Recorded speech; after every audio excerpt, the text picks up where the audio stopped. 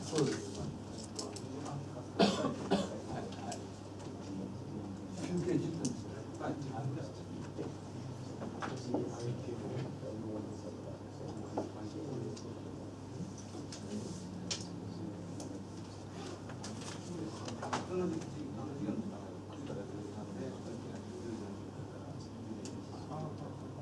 適当にやります。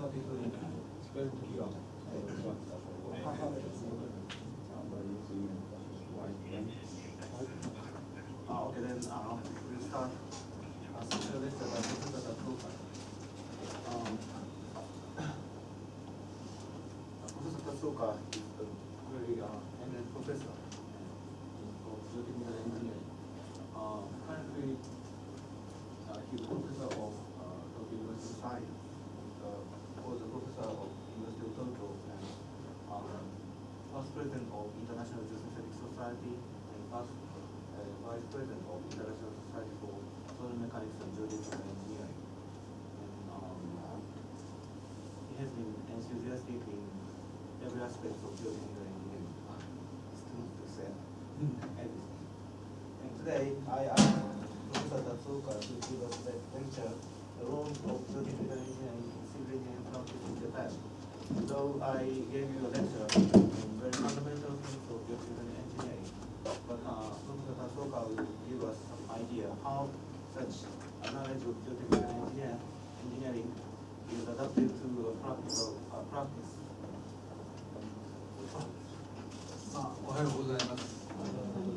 I have two topics today, and one is about foundations for orchestral bridge. The other is about the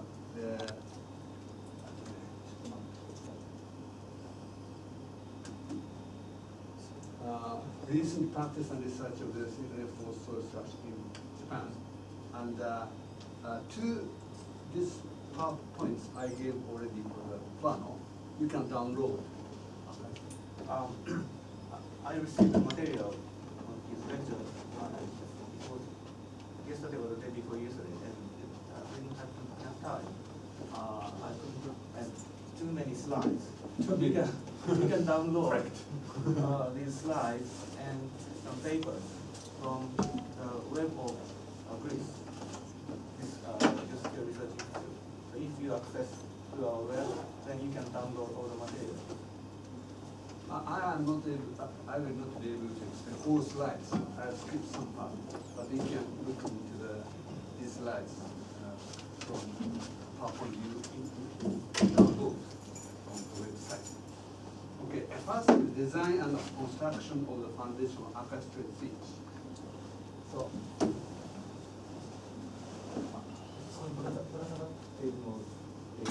okay, good. Orchestrated bridge here. And this is Osaka. So this is the picture of the orchestrated bridge, already completed. So during construction, could you close that part? Okay. This is even today the longest suspension bridge in Italy, about 4 kilometers. But the ground condition not good. So here the 1A, 2B, 3B, 4A, 1A on the sediments of rock, not hard rock. And 2P is on the uncemented gravel. 3P is again on sediments of rock. And 4A is on with the granite. So now this is the details of the anchorage 1A. Diameter is about 48 meters, 45 meters. So imagine 85 meters. 85 meters. And 2B, 3B is this diameter is 80, and so on. It's a really huge foundation. The cost for foundation is about 40% of the total cost of bridge. Not small money, but 40%. So 2 topics I would like to explain today. The first is a geotechnical engineering case history showing the importance of first trial compression test over unconfined compression test to estimate the strength of gravity, soil, and sediments of rock for limit stability analysis. So we need some stability analysis for foundations. How we can get the strength to be used in design is one first issue. Secondly, the stress strain behavior at very small strengths and its accurate measurement to estimate the displacements of the foundations. Design are usually based on these two limit states. One is failure. The second is working condition, so this deformation. Firstly, this is the topic. This is the gravity soil called Akash formation. The average diameter is about, let's say, between 1 meter to 10 millimeter. It's a gravel. So huge sampling device was used to obtain undisturbed sample of this gravity soil. So diameter of the sample is 30 centimeter. So because you see the gravel is very big, we cannot use small specimen. It's already very, very expensive project. So the sample was like that. So this after test. This is my hand when I was young. So this after test, I was checking how sample is. The sample is 30 centimeter in diameter and 60 centimeter in height. So this is the triaxial apparatus, compression apparatus we used at the University of Tokyo. So now we go about this. We performed a number of the triaxial tests to obtain the strength to be used in that design. So the maximum diameter you see over nearly 50 millimeter, 5 centimeter. Okay. So this is showing the typical set of consolidated undrained trial compression tests. So the deviator stress, axial strain for different confined pressure, you see 100. Here's some variance because this is natural gravel. But you can see the strength increases with increasing confined pressure.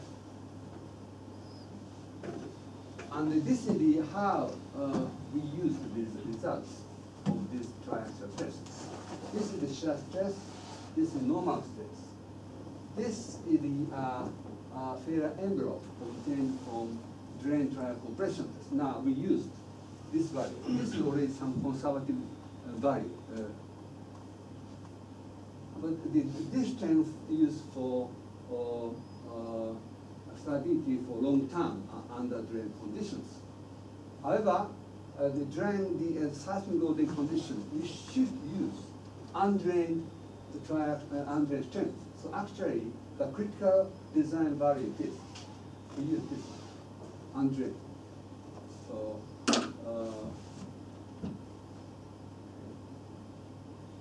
So this is showing the Mohr circle of the Mohr circle of stress at failure of isotropically consolidated sample and failure envelope. This is CD. CD is easy to construct this. So for given for each Mohr circle, this is the effective confined pressure, and this is the effective major critical stress, you know already. So envelope, so we can obtain this. For undrained test, somehow tricky. Okay, this one is for this Mohr circle stress. This value is effective confined pressure at consolidation, not at failure, So then we make this envelope. So this is the sigma n. C means the confined pressure at consolidation, and this is this plus maximum deviant stress. Then we consider that the strength at failure is here, around here. This is mean stress. So if we write the effective stress, Mohr-Sackur stress in terms of effective stress at failure, this will move this way or this way. But it's very difficult to predict the change of effective stress during loading at the state design. So we use a very the pragmatic method to define under-shear strength. So I repeat, this is the effective confined pressure at consolidation. So this is the effective confined pressure at consolidation plus maximum deviant stress. Then we assume that this point is the stress point at failure plane. So this value is now used in design. This is the normal stress. Sorry, this is the non-effective normal stress at the start of the successive loading, and this is failure strength. So this line is this one. This one. A bit complicated, but this is a kind of standard practice to define under-shear strength of soil. This is called total stress method. But this is not the very academic method, but very popular in practice. So this is one tricky point is that how to define the under-shear strength of design. So maybe Prof. may explain later. This one. So another issue is that the effects of the cyclic, under cyclic loading during cyclic loading on ultimate shear strengths, because we like to know stability of foundation during cyclic loading. So this is the stress strain behavior before any cyclic loading. So this original strength. So this is 1. 1, 2, 3 is the under monothoric loading, under monothoric loading after under cyclic loading after. So there are many under the circle, then axial strain may increase. Then under trial compression. We are concerned that how alternate under strength decreases by under cyclic loading during earthquake. This is a big concern.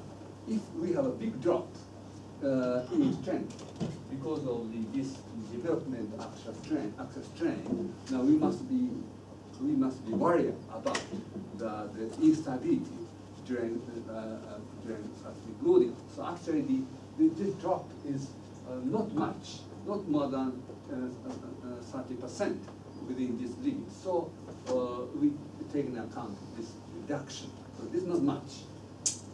This is because this is very dense gravel. If this loosen, we cannot construct such a big foundation. But the dense gravel, this is a point. So now how to obtain the strength of sediment soft rock. This is the great geological age is about 10 million years. 10 million years, okay. Not hard rock. So this is on the process of becoming hard rock from soil. Okay. At that time, the state design, the engineer in charge of design like to do unconfined compression tests, because unconfined compression test was, but even today, is the standard testing method to obtain the strength of the sediments of rock. Maybe, I don't know, you are from the countries, the European countries, you will find that still unconfined compression test is popular to obtain the strength of soft rock. So So this is showing the distribution of the this one, QU, for different type of sediments of rock. This is the sandstone type. Sandstone, sandy mudstone, muddy sandstone, mudstone, and so on. This is total. Where are you from? You? I'm from Vietnam. Vietnam. Vietnam, do you have a soft rock? You don't know? A little. Where are you from? I'm from Bangladesh. Huh? Bangladesh. Bangladesh. Soft rock? Yes, in Chittagong. Chittagong. Yeah, Chittagong. If this data is given to you, distribution like this, what are you going to do? From 0.01 to 1 or 10 megapascal, the variation is over 3 order of magnitude. What are you going to do? Take average? I think for critical design should take the minimum one. Minimum 0.01. You cannot construct the Yes, it's also bridge to conclude that you give up the construction of the bridge. So you lose your job. Good conclusion? But if you take the average one, in critical stage, Right. it may be problem in flow. That was not my reaction when I look at this data. Unconfined compression is not reliable. Not reliable. So, this large scatter, a very large scatter, is due to large effect sample disturbance.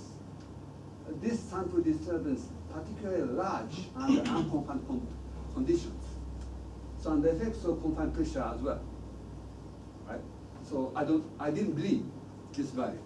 They spent big money to obtain this, but I didn't believe.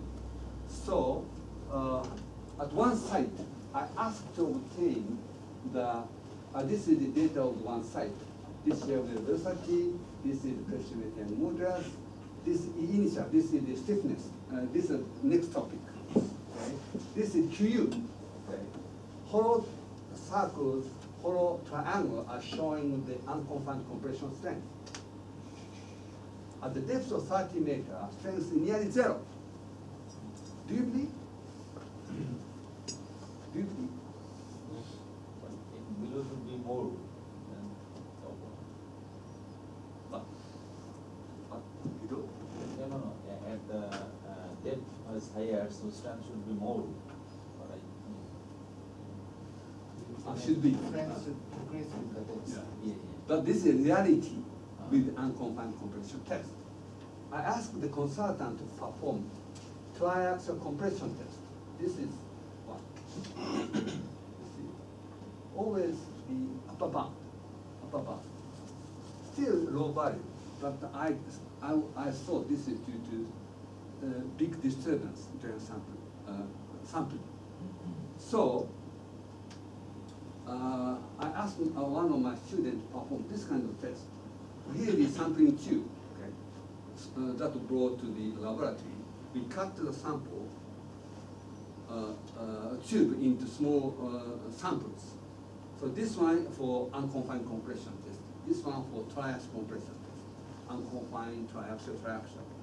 Then this is the comparison of between unconfined compression strength and CU, consolidated under internal compression strength. This is 1-to-1. Okay, this is 1-to-1. 1-to-1. Okay, this is the ratio is a 20. How do you think? So the minimum ratio or maximum ratio is nearly 20. So this is the first series of tests of tri-compression test. I said that the unconfined compression test is never representative of the strength in the field. So Then the after this series of tests. Now the design testing method was switched from unconfined compression test to CUTC, consolidated trial compression test. Okay. This is the sandstone and mudstone. The strength is much higher and consistent. No, much smaller variations. Then we did design, and bridge anyway survived the 1995 earthquake. So our judgment was not wrong.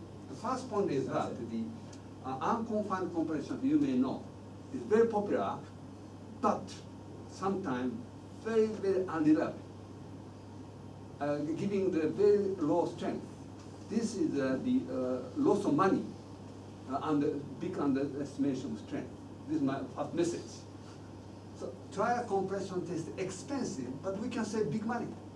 Perhaps, I don't know how much money we save, but if we use the unconfined strength, first conclusion, we gave up the construction of. But actually, the strength is not like the unconfined strength. Okay. Second topic is stress-strain behavior as very small strain, and its accurate measurement estimates the displacement of the foundations. So to predict the ground deformation and working load, the deformation at this time, the elastic property is important because of two reasons. The strains in ground are relatively small. Second, deformation property at these small strains can be linked to elastic property. And elastic property in the field can be obtained by field shear wave elastic measurement. This is my conclusion. If you understand, I can stop my lecture now. But maybe I need some more explanation.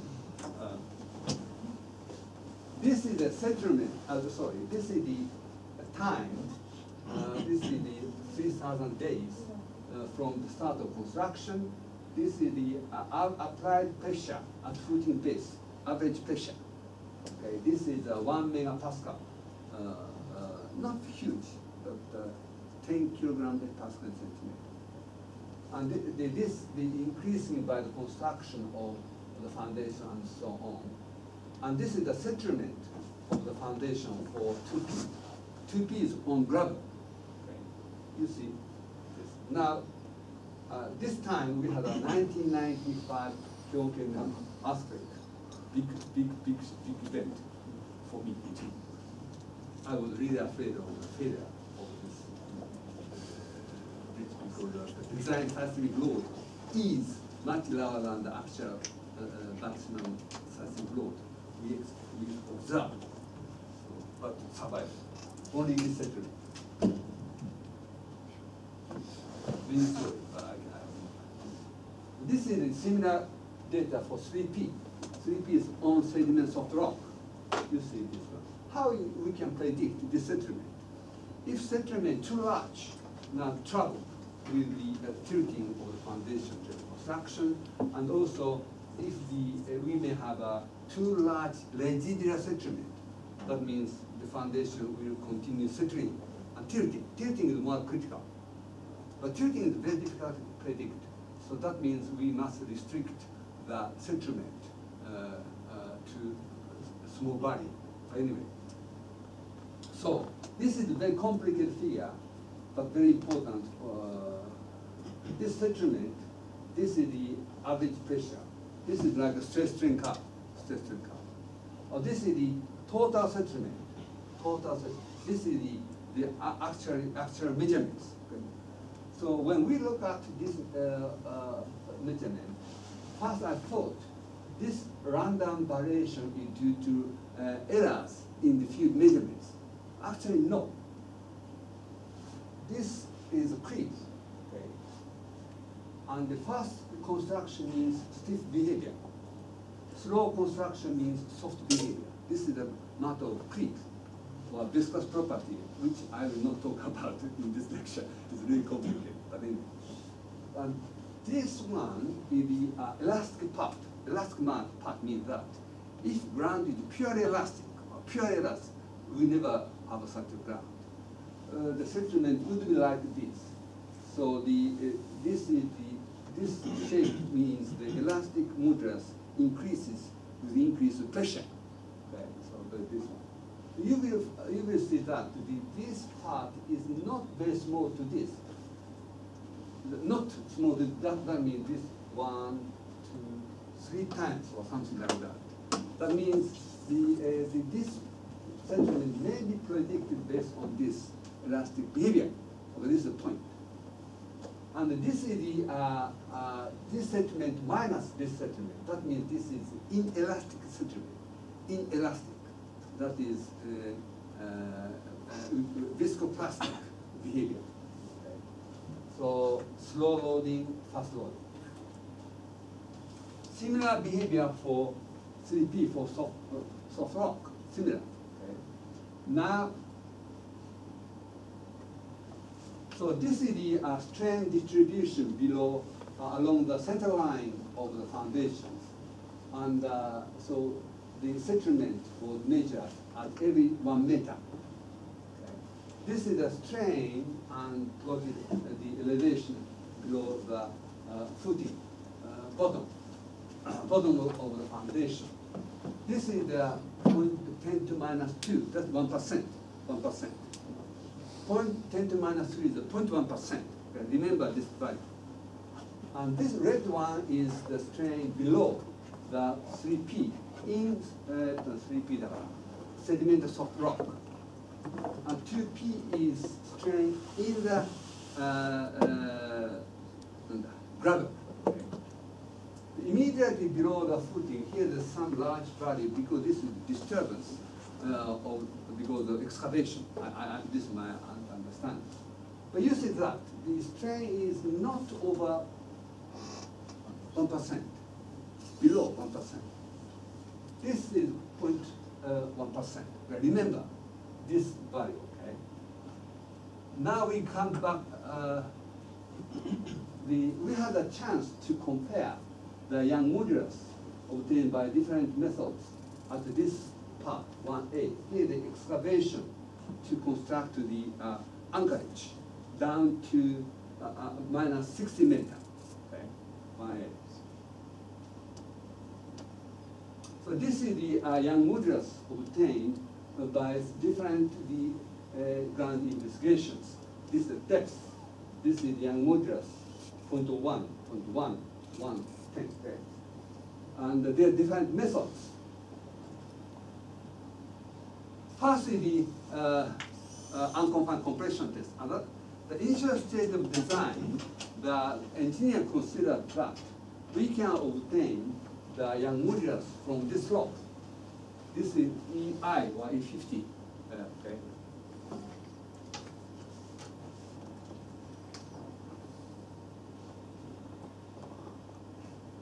The other method is the pressure meter test. これは教えてるんだよ。概念。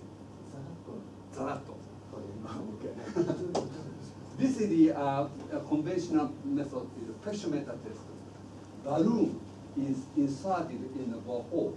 Then increase the pressure inside, delta P, or P is missing. Pressure applied to the borehole. And U0 is lateral displacement wall face. If we plot delta P against U0 by R0 the radius. Now this slope gives a 2G. This is the theory of elasticity. I have a note to derive this if you like. I'll send the note. これを書いた導く式には書いたノートがあるんです。送ります。Sorry, to explain that equation, I need 2 hours, perhaps, or 1 hour. But I sent the Professor Kwan this note. And you will be able to download. Yes, yes. Actually, at the Tokyo Institute and Tokyo University of Science, this is my lecture for graduate students, taking 1 semester. So 1 semester lecture became 1 hour. So I'm sorry. So, and also we perform the shear wave velocity measurement called suspension method. This is velocity generation. This is velocity measurement. So the local shear wave velocity is obtained by L, length divided by time difference. Anyway, this is shear wave velocity. I also give the Professor Plano to derive the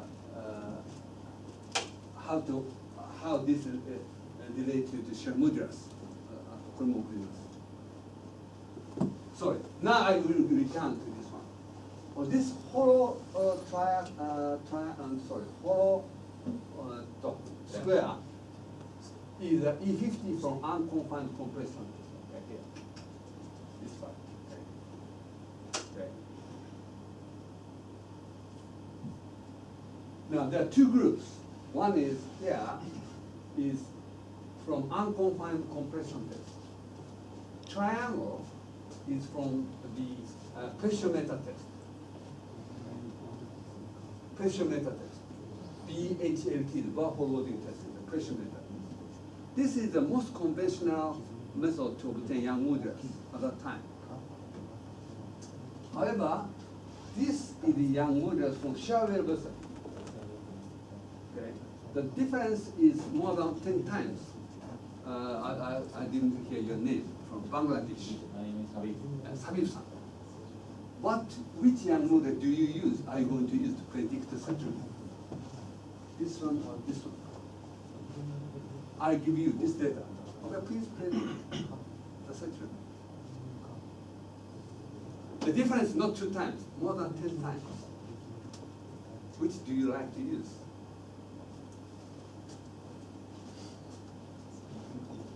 E50. Okay. The answer is that the settlement is too large, I should figure. We should give up the construction for the foundation. You lose your job.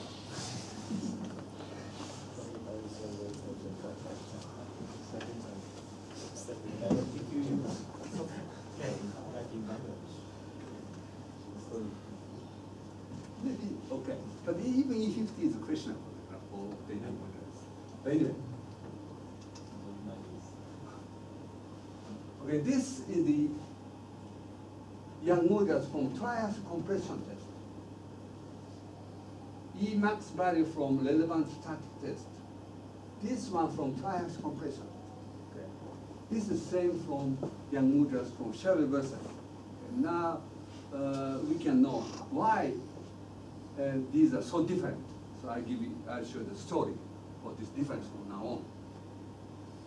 Okay, this is the CD, consolidated drain triaxial compression test here. And here the local gauge, measuring strain along the side of the sample. And this called LDT, maybe I'll explain later of the details. This deviator stress and this axis strain. This one is a conventional measurement of axis strain. That means we perform the triaxial compression in the spacing. We push the spacing, so we measure the displacement of the loading piston. This is the conventional method. Here. This LDT, local deformation transducer, is by this local gauge. Now, much smaller axis strain. This part is zoom up. And this part is zoom out. By this local measurement, now we can strain this order 0.1%. Okay. Do you remember that the strain in the field is this order? Okay. Not 1%. This order is our concern. Okay. And this strain is a strain in the shear velocity measurement. In the field, we apply small vibration to obtain shear velocity. Strain in the ground is this order. This order. Now we can say that the Young modulus by shear velocity and Young modulus by this type of triaxial is the same. That means that something wrong with unconfined compression. Okay. Actually, the reason is that unconfined compression test I will return this figure. Okay. This is strain in the ground, not 1%. So very large strain we use to define this E1. Second, this strain shape is the effects of sample disturbance and also bedding error. Bedding error is the no good contact between the specimens and the pedestal and the cap. So this is never be representative of the modulus in the field. So the second conclusion is that again the conventional test unconfined compression is cheap, but result is expensive. This is the point. Okay. So I showed these 2 points, but once strain level exceeds the quasi-elastic strain limit, that means, okay, here I go back to this one. Here we apply circuit loading. Very linear initial path. This is elastic, but now this becomes non-linear. So this is you can understand that the behavior is not purely elastic anymore. Once the strain exceeds very small strain. Okay.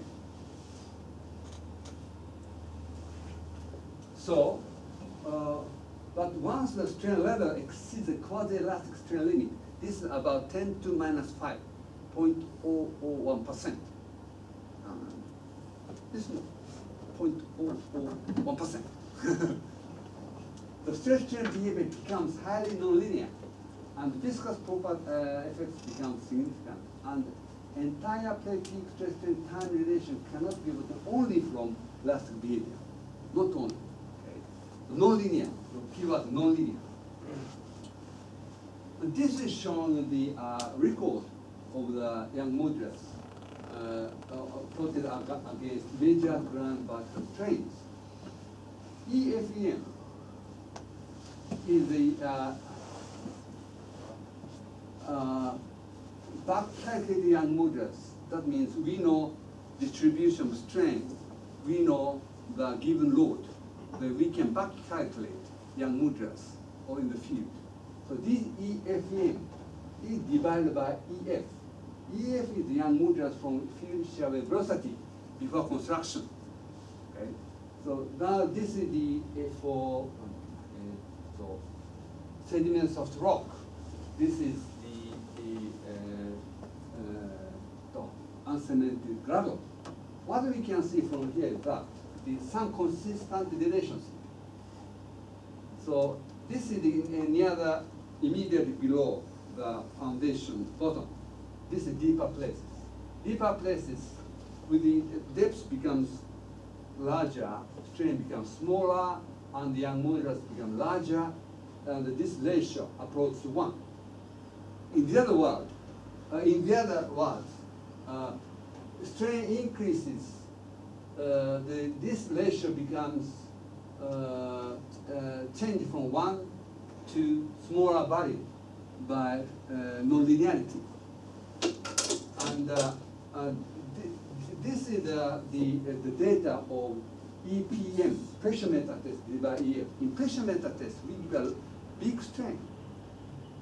So this is not representative of the Young modulus or range. So the point is that now Young modulus from shear wave velocity is not enough. We should know this nonlinearity. This nonlinearity can be estimated by triaxial test, by that type of triaxial test measuring strain very accurately. So some lessons. Sorry, condensed lecture. First, strains operating in the ground supporting foundations allowing limited displacements. This is the case with very important foundations, or big building. And So generally small, lower than about 25%. Okay. This is important. In the laboratory test, you will do triaxial test.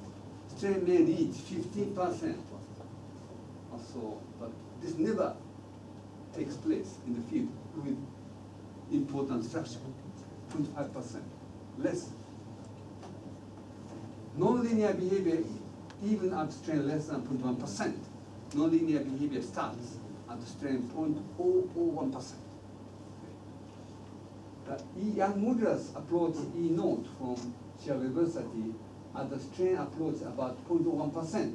That means no difference between young modulus by static test and dynamic test if strain becomes this small, indicating the importance of elastic property for the prediction of ground deformation and structure displacements. 4. EPM, pressure meter test, young modulus from conventional pressure meter test with linear interpretation could be too small to directly use in prediction. So no perfect method to obtain the young modulus. We need a shear velocity measurement and triaxial test to obtain nonlinearity. So only by pressure meter test, you will overestimate the centrometry. You will lose money. You are rich. Don't worry. You don't worry. But I'm worried. I'm worried. Money. So, what is the ideal laboratory stress test? What is the difference between the ideal and actual laboratory stress test? This is a very important point. You are studying in university, some idealized world. If you go out of the university, now reality, real world. So you must understand this difference. What is the consequence of errors in the laboratory stress strain test? But this is really conceptual but important. But suppose you like to predict the centromet of this foundation. Okay. Now this is a representative element. This is a stress path. We use this basic postulate.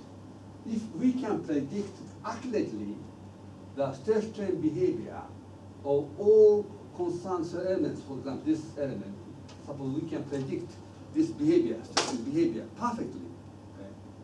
Okay. In the ground, all concerned elements in the ground, we can predict accurately the load settlement time behavior of the ground and foundation. This is our base. Okay. So we are first assume this. We are doing, everybody doing. However, actual situation is different. First, we may use we don't do the discrete test, just continuous loading. So we will miss this behavior if we don't do a creep test. But this test is okay. Local in this sense, local strain measurement, high quality core sample, anisotropic reconsolidation out in the field, and sustained loading. This one. This idea. Sorry, this idea. Sorry, this idea. So this idea. Okay. Local strain measurements, high quality core sample, anisotropic reconsolidation out in the field, sustained loading. Okay. We do everything. Okay. This is idea. However, the problem starts. Usually we don't do this one. Just only do this. Anisotropic compression and motor loading. Second, we use this external measurement. This is very popular in the actual geotechnical investigations. Japan still can, I don't know.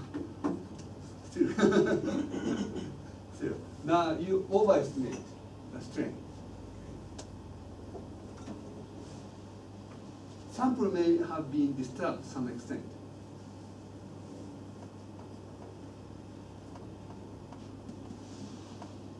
Again, the most conventional external axial strain, more or less disturbed specimen, isotopic compression, only model loading. You may obtain this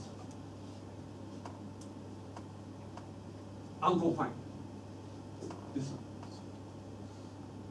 I would like to say this difference could be huge. Significant underestimation of the stiffness in the field due to inadequate stress path and history, effects of bearing error, and sample disturbance. So this is a consequence. If you use this one, we need a larger footing, we need a deeper footing.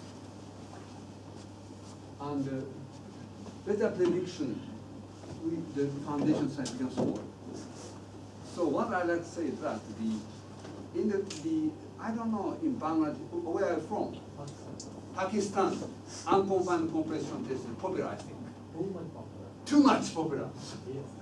So you can say that. People may say that unconfined compression test is cheap, Yes. but consequence is expensive.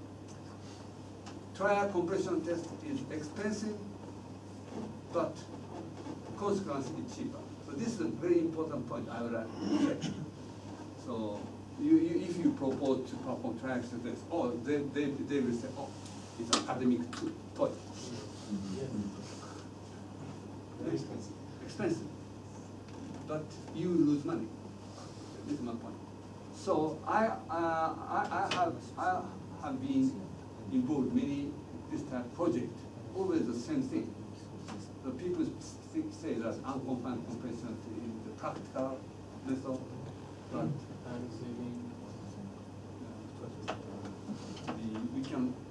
the design becomes expensive. So we try to introduce the accurate trial test as much as possible to save money. So I think I saved a lot of money, but no personal income.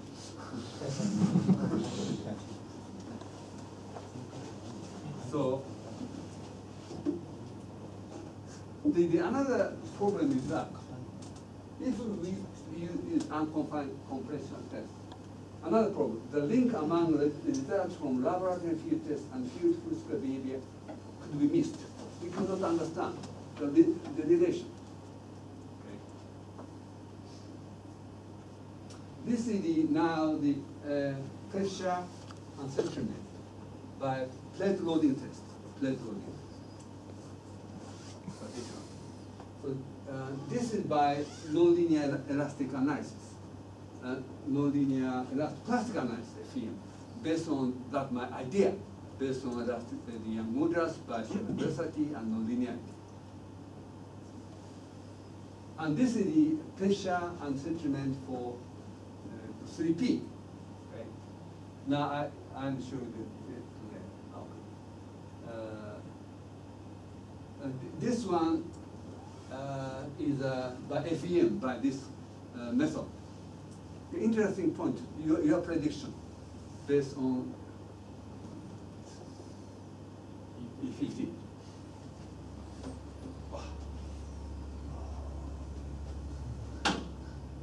I'm too much worried about the too large settlement. I cannot sleep. So of course, this is not reliable. This is the Young modulus by freshman.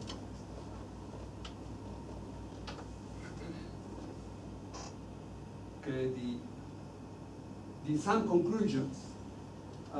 Deformation ground and displacement structures at working loads constructed on and in the ground could be reliably plated. Could be, not always. Could be.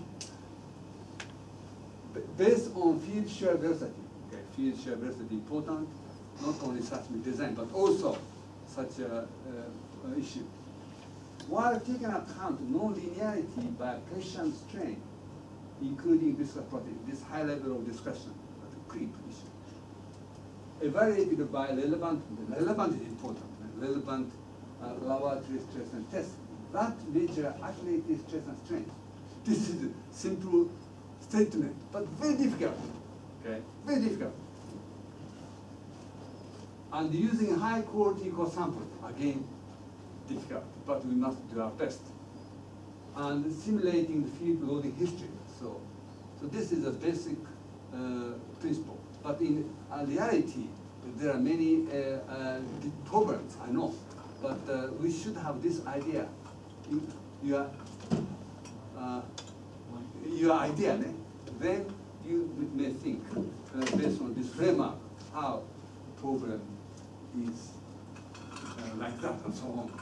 Don't start from the bottom. Please start from top. It's my message from first part. Some question. Now this is nearly end of my point. But you may have some questions about this point. So then I go to the second part of this first class. The elastic deformation characteristics can be obtained only by dynamic test. What is the point? Already I showed data. Oh, okay, you already showed. But this is what I learned when I was student, that elastic deformation characteristics can be obtained only by dynamic test. This is what I learned 30 or 40 years ago. Statically and dynamically determined elastic models are defined. Static test is the, we say, stress strain test.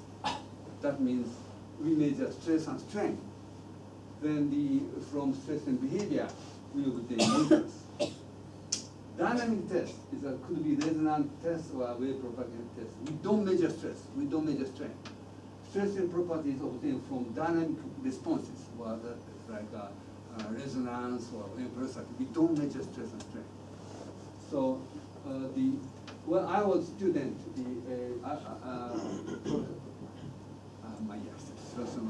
professor said that statically and dynamically determined elastic deformation are different.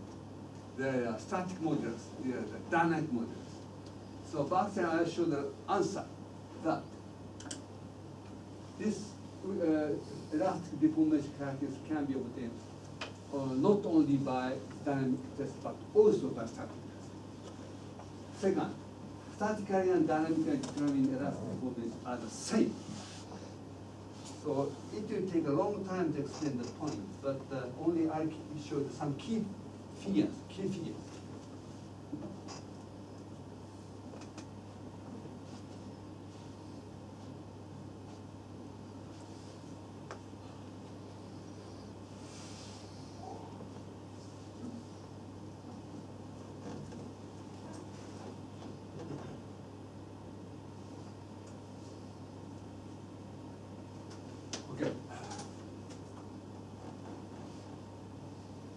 This is showing the result of torsion shear test.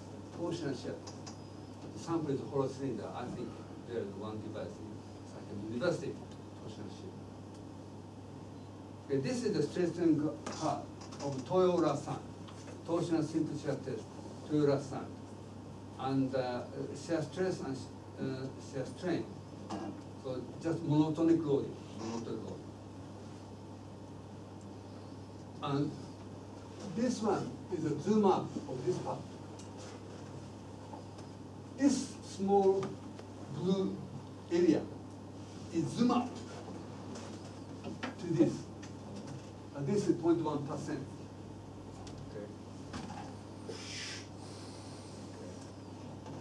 Now, non-linearity starts, but here is the elastic behavior. This slope and this initial part is similar. But this part is now this. Strain is 0.000. That's it. 0.01%. Now we can reach the initial part. This slope is elastic. Elastic. But this is all by static test. Very slow static test. Let's compare with this result, this is the initial part.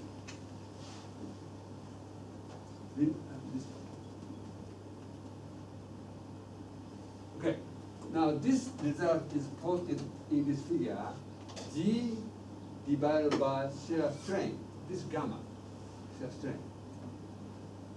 So shear modulus is this slope.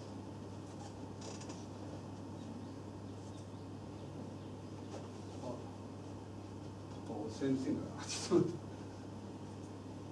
This slope, man. This slope. This slope is shear modulus. Okay. So this plot.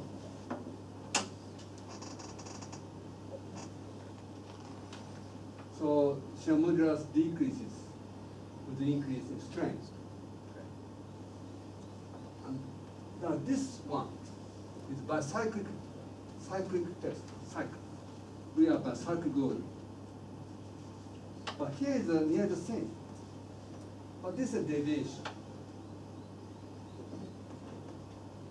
And this is by resonant current test. It is by dynamic test. Dynamic test. Resonant current.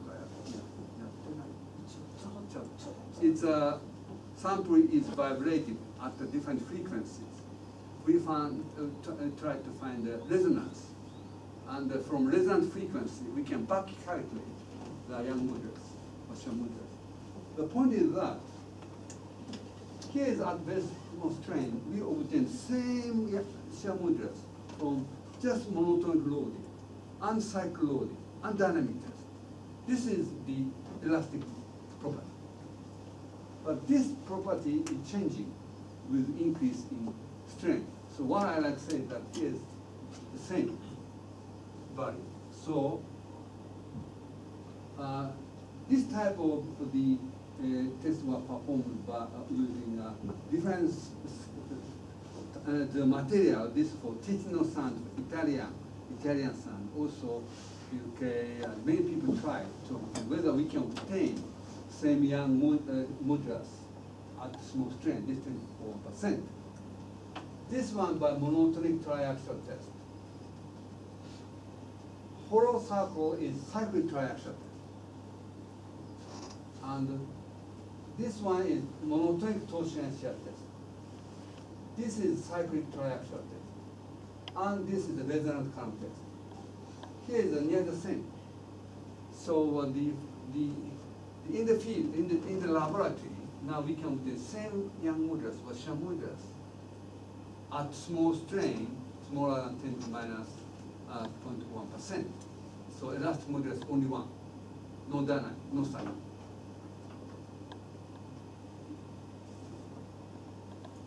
So this is my last part of the point. Okay.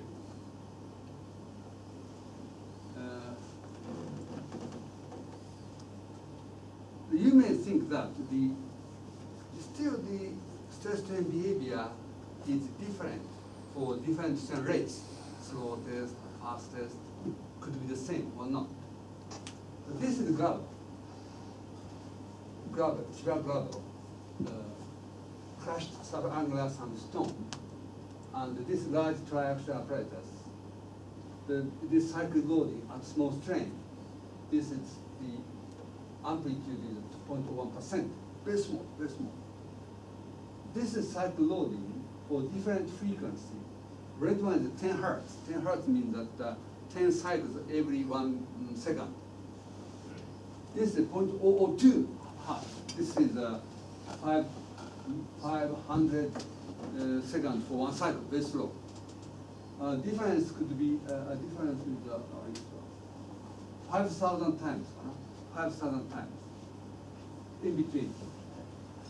So I made an overlap of this behavior here, but you cannot see any difference.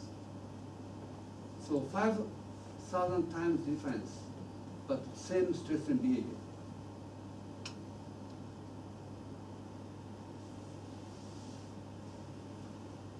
This result here is modulus is plotted here, against strain rate. This is strain rate, percent per minute, one long cycle, two long cycles. This is Young modulus of different materials, clay, sand, gravel, silty sand, soft rock, concrete, hard rock. The point is that this Young modulus is rather flat for all different materials, from hard rock to soft clay. So if we can reach to this small strain, now modulus is independent of strain rate. Slight dependency due to rate effect, because it's a more advanced topic. But generally, this same. So my first message is that if you go to the small strain, the stress strain behavior becomes elastic. Elastic means that stress strain behavior is independent of rate, slow or fast, doesn't matter. So we can obtain same Young modulus from very fast wave propagation test and slow static test. This is the basic. Last figure I would like to show is this one. But practicing engineer may not believe my statement only by showing the data. So I collected this data from many projects. This is the shear wave velocity from shear modulus, GF shear modulus from shear wave velocity measured in the field. Okay. This is G. This is G naught from triaxial test. G naught, Young modulus divided by 2 times 1 plus Poisson ratio. And so this is the field measurements, this is the laboratory measurement. We compare. So the one side, we measure shear velocity, and we took a sample, and the student performed triaxial test. Then, but strain is very small. This is one-to-one line. So, oh sorry, this is the Pleistocene clay. That means stiff clay. No, you can from Tokyo, Osaka, and so on. Nearly one-to-one. I'm happy about that. And this is sedimentary soft rock. This is a cement mixed soil. That is from many number of projects, like Tatsuoka Highway or others. The generally one-to-one. That means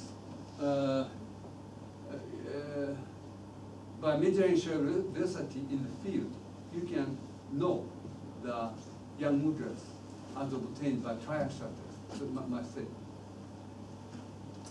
However, this is log log.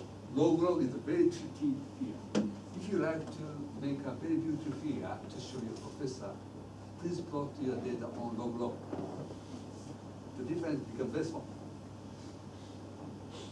Actually, this is 1 to 2. 2 times. But there's a reason for that. This data is from rotary core tube sampling. Rotary core, sampling by rotary core tube sampling means that we use a tube we install in the borehole when we rotate the tube. Then there is a rocking, thrusting, and sample may disturb, but no way. This sample gives a low value of shear modulus. The solid data is from block sampling, very carefully sampled. This is one-to-one. But this is a technical issue. That is the effect of sample disturbance.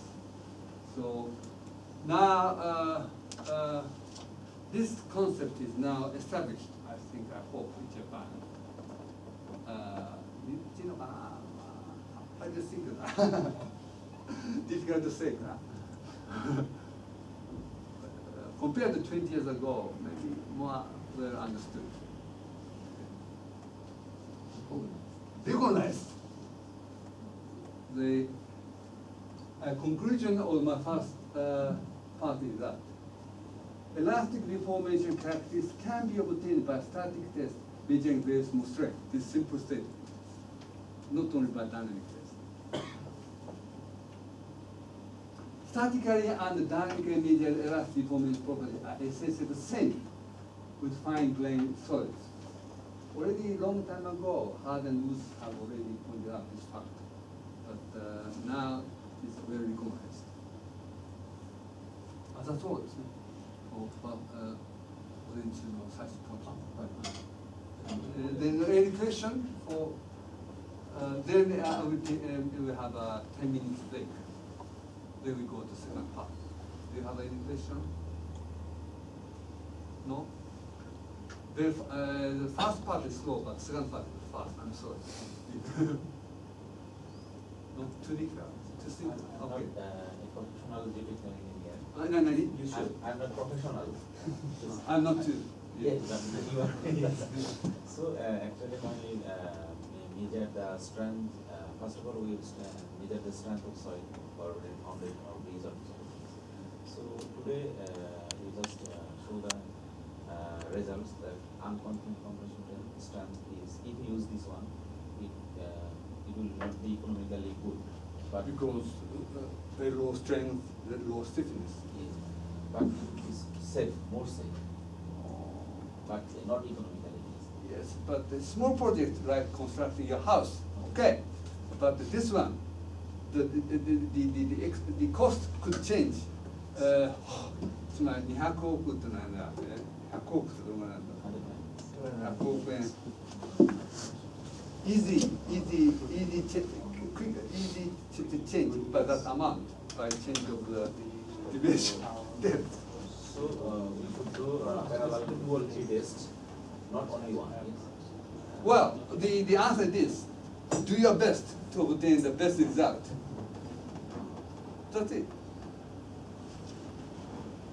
So sometimes, if we construct river dive, we may not carry out any field investigation because it costs a lot, and we have to make investigation not only one point but along, say, 1 kilo or 2 kilometers. But in this particular case, we can pay for a certain point. Yeah. That investigation was very effectively to reduce the cost of the construction. Okay, what we can do depends on the type of structure. But if you start from the bottom, right, you cannot save. You have no chance to save money. We cannot do ideal investigation for small project, but you have this framework. And this, what you talk about this on dynamics and on static load, that we find the same elastic. Yes, load, right? elastic means rate independent. Yeah. This is for the low strain. Low strain. As we move to the High strain, there are two effects. Effects of two factors. One is a rate effect by viscous property, viscous resistance. Second is that the effect of the cyclic loading, monotonic and cyclic different slope. Because hysteresis. But elastic behavior is rate independent, linear. No effect of the cyclic loading and the rate effects. Elastic is simple.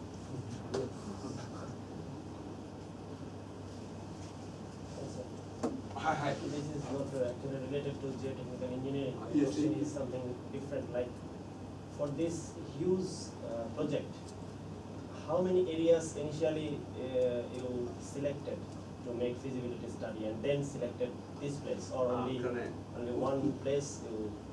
There are many candidates for route, not only by geological condition, but the economic and so on.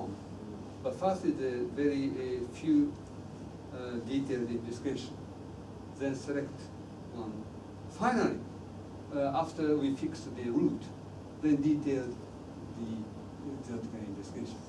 And most probably the similar kind of investigations you did carried out for other places too, because you showed only the investigations during the construction or after the construction the results.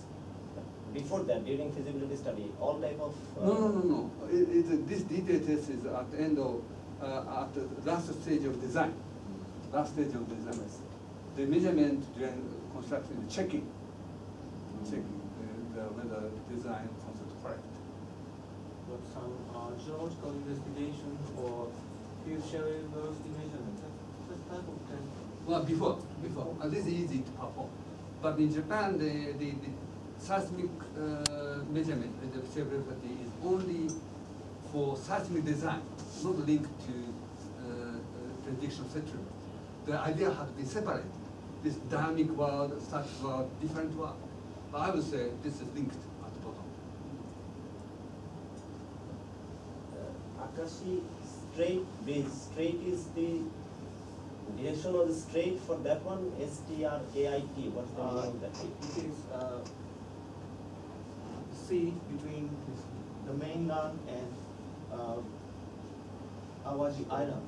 It is Awaji Strait, and only that part is close enough to the mainland, and that island is close enough. So probably we could not choose this direction too far to construct the bridge. I'd like to ask, straight is STRAIT or STRAIGST? What is there any difference? Yes. Straight. Straight, Direction correct? straight. Straight, look in the dictionary. It's not straight. Straight is a channel. Oh, I see. Not straight. Straight, That but not. Oh. Look in dictionary. I'm Japanese native. I'm not. But I know only from dictionary. Straight is not collapse. Not. Yeah. Straight is channel. Soか。海峡はジャパニーズでストレートです。海峡 means a narrow sea, narrow channel sea. Japanese straight. Question. The 10 minutes break.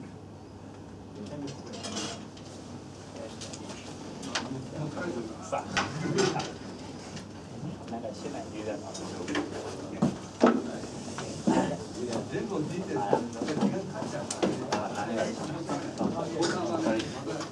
I lose my job several times. No job. I'm jobless. 2 times, not only one. Only one. 変わらない。変わらない。Recommend that I know. Well, I'm go way down the road. Up to 12. Full class, full. Like, who are they? 今さ、Không đoạn kẹt nào. Nhưng mà này. Anh cũng nhà mình được rồi. Đấy. Đây. Phù hợp đều con là phù hợp.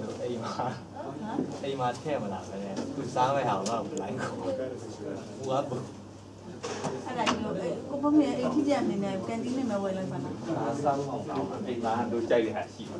Lu này, chơi này chỗ à đây trẻ con. Sao? Mấy người. Sao mà đi than này mà. Hả? Sao đi quay này. Khỏe chả. Ta hiểu đi, nào, nè. Đi dân bên là sớm này. Ý là biểu là yêu ý biểu là ý biểu là ý. Cái lấy ấy là em mà. Xem mấy cái show thua mà nó. Hồi thu thì đi vào. Xem mấy cái show thua mà. Ủa dạ, cũng tỏi luôn.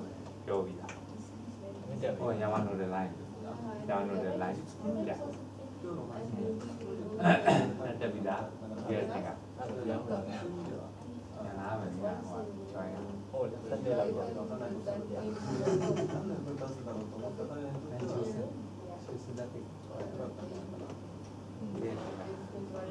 時間が長くこうそういったことでどういう感じでしゃべってるの？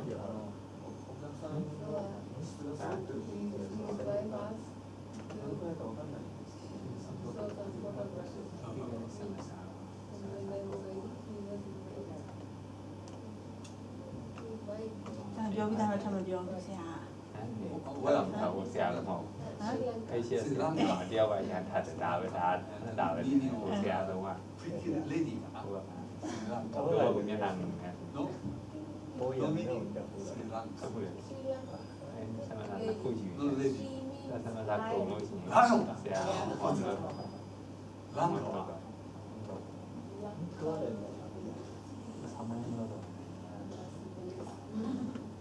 スリランカは行ったことないんだな。アイランドライオン。这边本当。很重要的是， You know the meaning of my name? 这个可以安养吗？ Cái đấy không? え？ Cái làm dâu nè. Ta là ခရမ်းအောင်လို့ cái gì nó cái gì? 違う違う。Dragon. 骗你吧？声音说把它写。这样比来着。 Very noble name in China. Are you where from?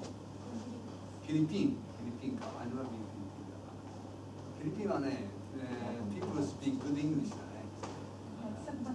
My English は typical Japanese English. Where from? え？ミャンマー。昔はバーマー。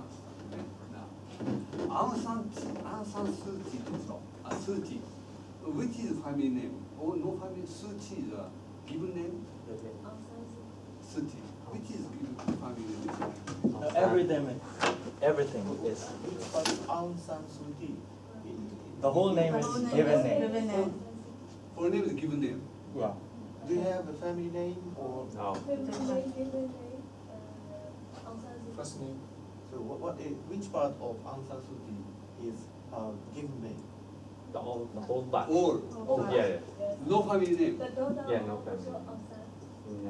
Mà nhưng mà sao mình chọn này? Daughter of Aung San. General Aung San. Aung San is a given name. Father's Family name. name. No, actually, we don't have any such family name あ or あ、そうだそう surname だ。 in 昔ね、ウタントって言ったね。ウタントって言ったらね。ウおじさん。ウタン。 Who is Mr. UN secretary Who means スーチーってアウンサンはお父さんの名前でスーチーってだからお父さんの名前自分の名前だ Mr. から Utan. アウンサンってファミリーネームない Mr. Tan. だから Mr. 子 Tan. 供は Who's スーチーなんとか Mr. And then the name of her child could be Suu Kyi Jiro. Jiro is my name.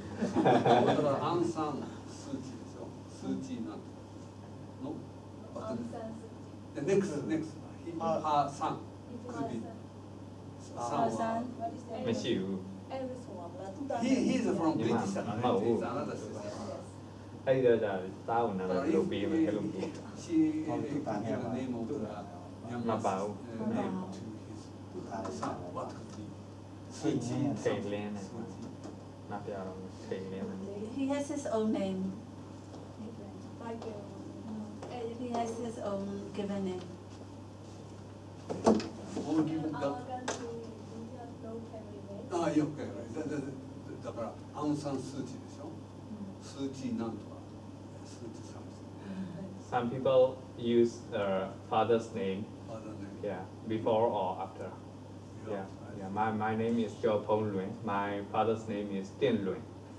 I use the last name Luen, but that is not the normally formal one. formal one. Yeah. なるほどね。ジャバもノーファミリーネームだね。ジャバ。インドネシアジャバのノーファミリー。Java. have to identify the group of family.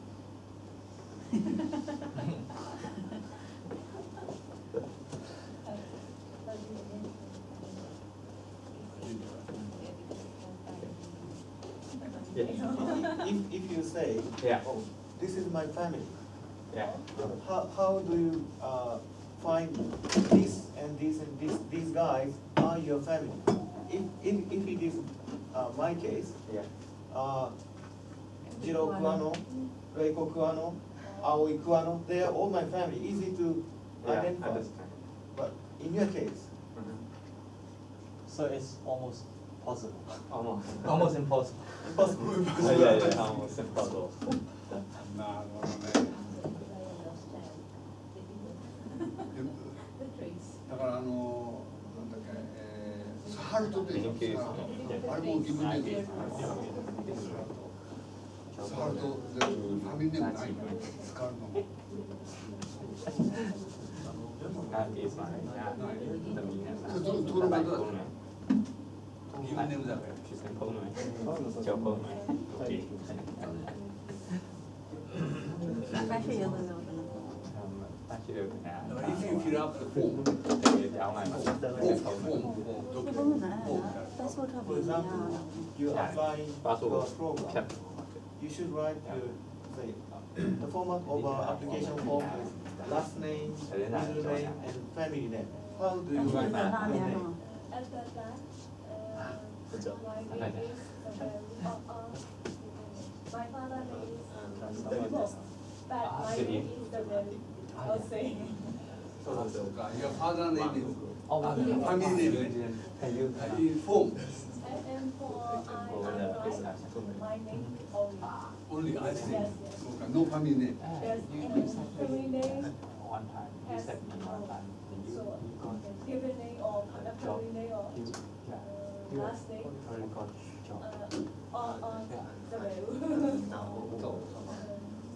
Family name, father name, my father name. Don't say with mine. 昔インドネシアがですね、大学に感じた。それを事務として書いてある。たった3で書いてある。ファミリーネームない。事務。AI。それでその人間誰？絶対これだこれだって分かんないんですよ。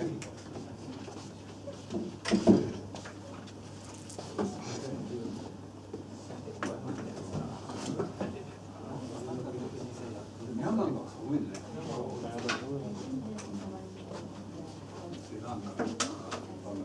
I've been to Bangladesh 5 times. Where? Bangladesh 5 times. Always in It's always Dhaka. Do you involved in the project in Bangladesh? No.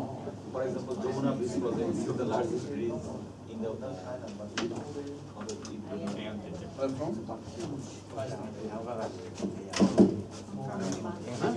ミャンマー多いな。Where from? あ、バングラデシュ多いな。バングラデシュ。ミャンマー。日本人ね。なるほど。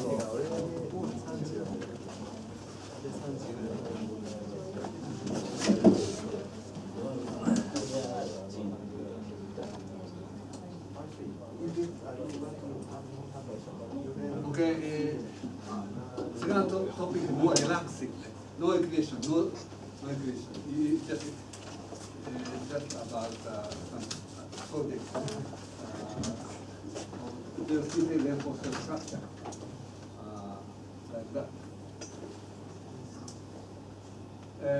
The 4 topics. Maybe I skip some part. And first is there's this reinforcement retaining walls. The full height facing for railways, including high-speed train lines. Northern Japan started about 25 years ago, and the total length is about 105 kilometers, and basic mechanism and some practical issues. Second, importance of high compaction good drainage factor. Maybe Part is the reconstruction conventional typing walls and mountains of field. But this is earthquakes, floods, and heavy rains. You may be interested in this earthquake, heavy rains, Bangladesh, floods, always. And earthquake in Pakistan, Myanmar. Sri Lanka is floods and heavy rains, right? So you may be interested in that. To GRS walls is facing and proposal GRS structure against such loads and tsunami. Tsunami Myanmar, Sri Lanka. Yeah. Yes, yes. Bangladesh as well. A little. We have some.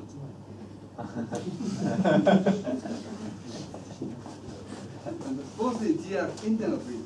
This new idea, but these are related to construction, high-speed train, and I'll explain. First is the basic part, GRS in walls. This is Japan. You hate. Right? And this is Shinjuku. Do you know Shinjuku? Shinjuku, the north, Yamanote line. Flying over Chiyo line, get the crossing north of Shinjuku. You check. Okay. So Japan, Tokyo, the rush hour, Tokyo. Yamanote line, 2 trucks, 24 trains per hour. Chiyo line here is 4 trucks, 43 trains per hour. 43 trains. So 2 busiest urban rapid transit Japan. This is most busiest part. This part, this wall was constructed. Now you're understanding how trains are important in Japan. US, nothing, zero.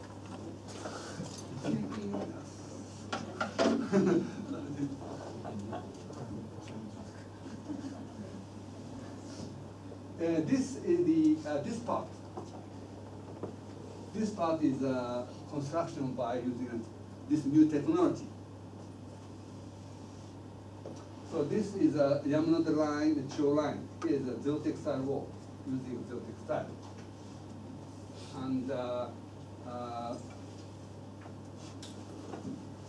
this is the direct construction and this complete wall.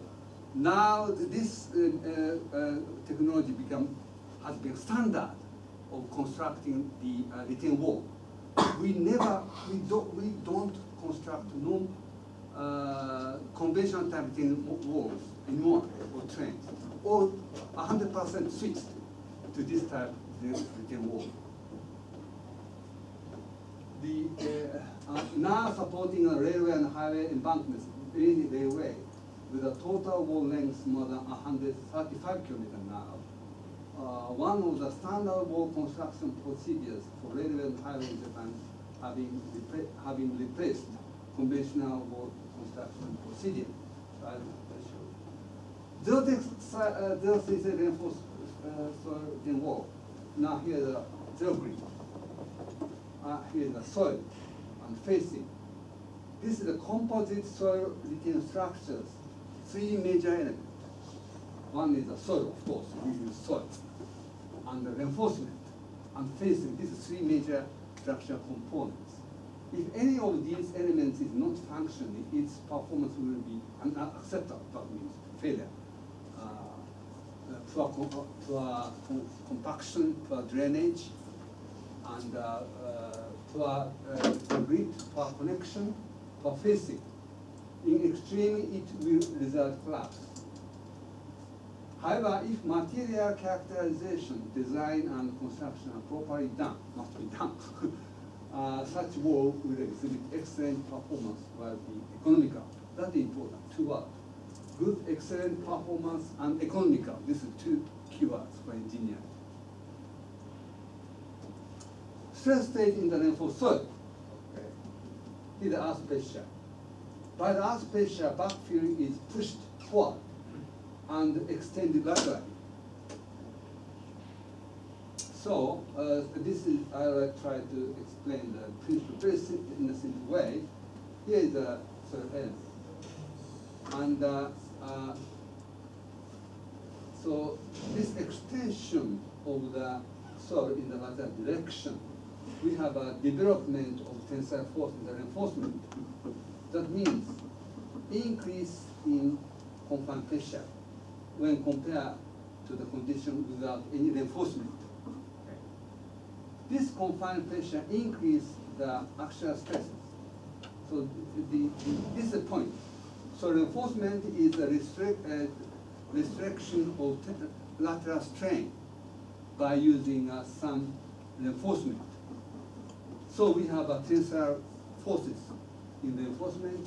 As a reaction of tensile forces, we have an increased confined pressure. It's a matter of balance. The increased confined pressure, we have an increased compressive strength. This is a simple way to explain the principle of reinforcement. Okay. Here the Moore circle of stress and reinforced. The confined pressure is 3. Now this is the compressive strength. When we increase confined pressure by delta 3, this point moves to here. Then we have this larger circle of stress, and we have an increase of sigma 1. How much increase? This amount. Delta sigma 1 times Kp delta sigma 3. Delta 3 is by tensile reinforcing. Kp is the coefficient of earth pressure, of passive earth pressure. So 1 plus sigma 5 plus 5 divided by 1 minus 5. So this could be 5 or 6. So that is the point. So 4 methods to construct a level plans on slope. Suppose we like to construct a road or your house. So conventional method is this excavation, cut and embankment. This most conventional. And second is retain wall, like this. Third is ground anchor. So in Japan, I think it's same in your country, this is history of the technology.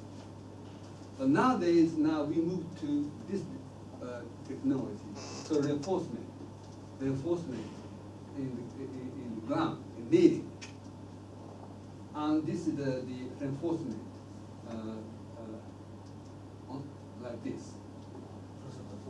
Explain the difference between ground anchor and kneading.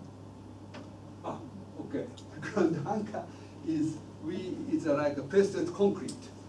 We install the tendon.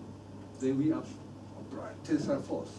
Here is the anchor root. So distribution tensile force is constant. So there's no interaction between tendon and the surrounding soil by using some cutting layer. But the reinforcement is now distribution tensile force is like this. No particular anchorage, but the reinforcement is in contact with soil everywhere. So then we do not apply the press stress. Then the tensile strain is developing by the deformation of the ground. This is like a reinforced concrete, ordinary reinforced concrete. We don't apply tensile force. Tensile force in the steel reinforcement develops as a reaction against load. Okay. So the frictional force is the source of tensile force in the reinforcement. I have no time to explain maybe, but in this lecture again, I took 1 semester. I condensed to 1 hour. So in the last method, okay, you need more excavation, yes? So What? cut? This one? No, This no, one? last one, yes. No. The advantage of this is that compared to this, in this case, range of influence, a large amount of excavation, large amount of embankment, you will need you need a large area. But now this area is too small. this is in particularly important for Japan for two reasons. One is environmental issue, environmental more friendly, and second is an expense for buying land. And you can swap only this one.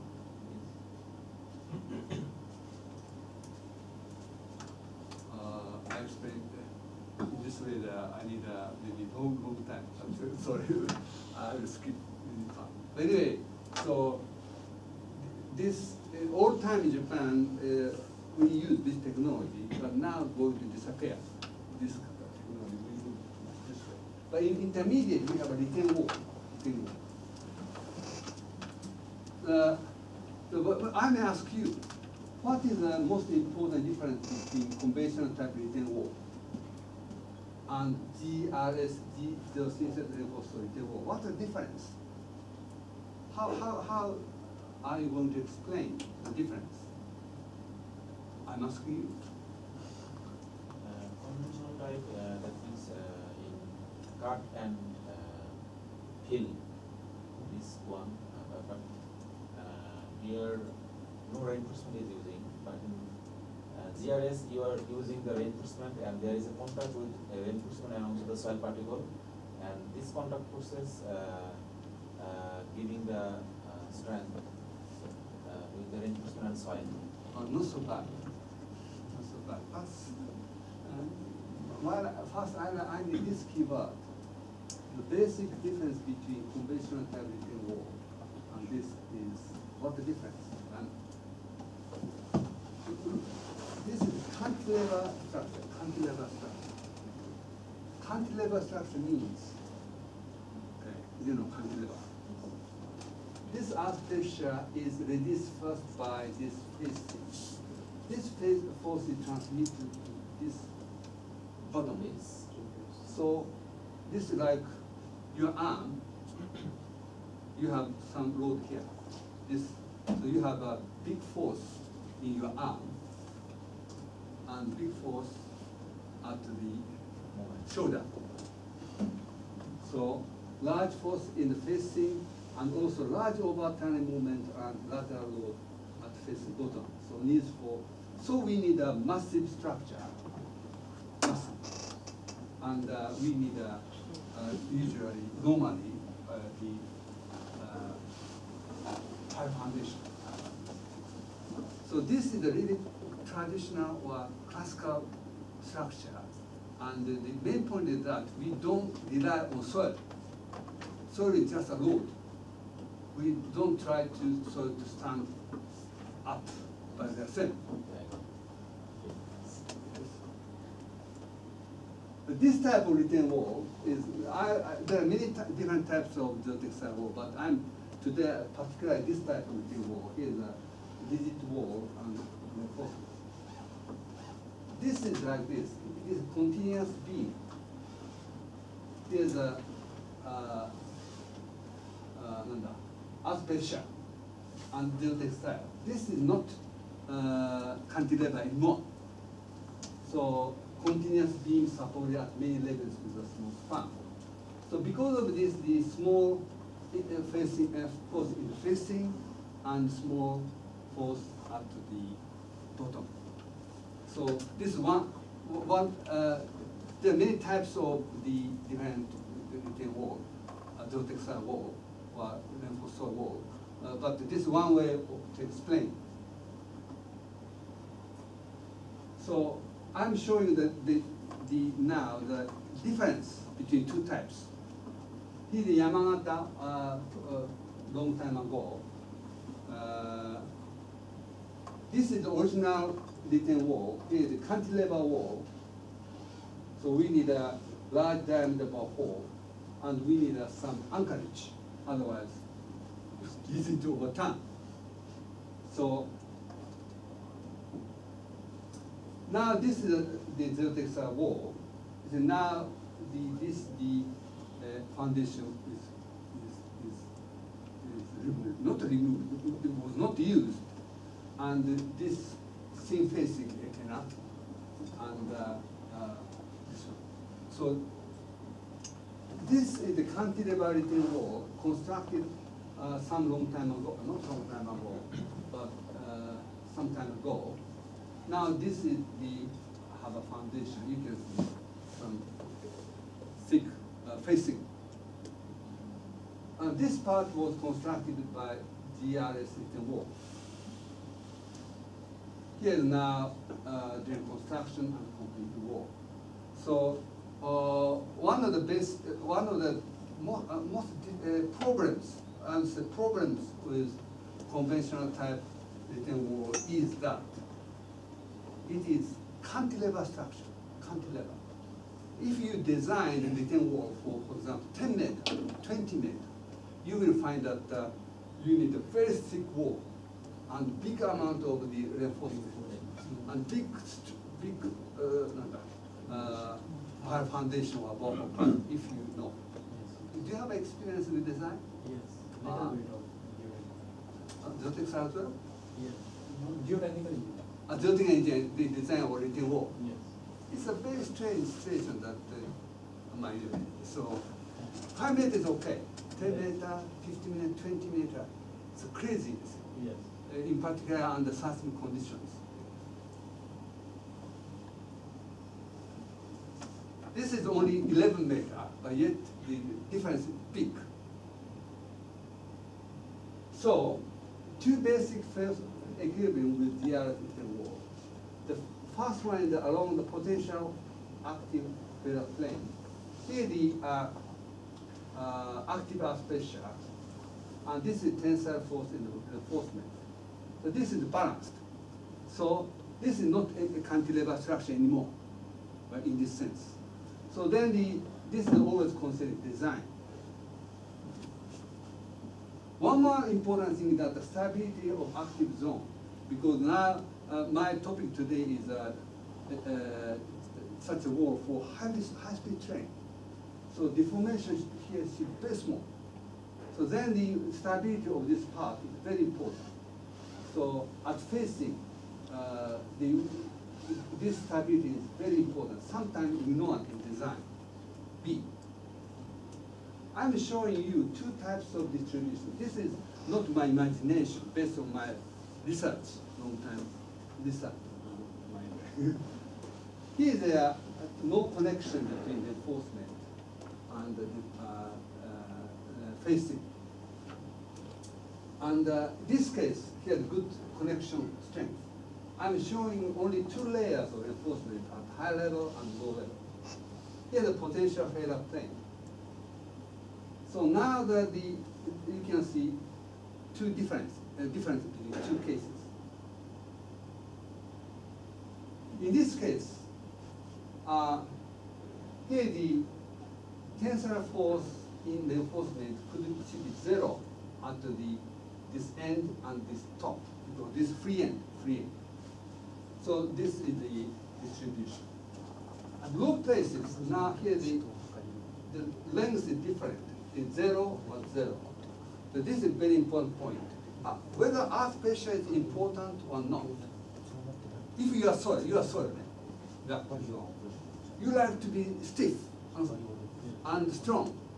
You need a confined pressure, right? So the high earth pressure means you are strong behavior.